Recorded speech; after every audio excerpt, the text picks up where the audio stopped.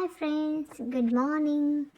ఈరోజు మా ఆయన బయటికి వెళ్తుంటే నేను మా వాసు కారు ఖాళీగా ఉంది కదా అని ఫాలో అయిపోయాం.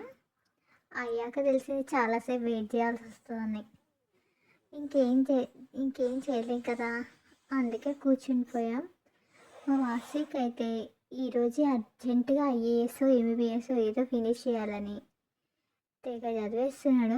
ఏం చదివిస్తుందో వాడికి కూడా తెలియట్లేదు, అందుకే పేపర్లు తెగ తిప్పేస్తుండు. ఇంకా ఈరోజు కాకపోతే వేరే రోజు టైం లేదన్నట్టు చదువుతున్నాడు. వాళ్ళ డాడీ ఈరోజు మార్నింగే కోప్పట్టాడు, బుక్ ఓపెన్ చేయాలి కదా హాలిడేస్లో అని.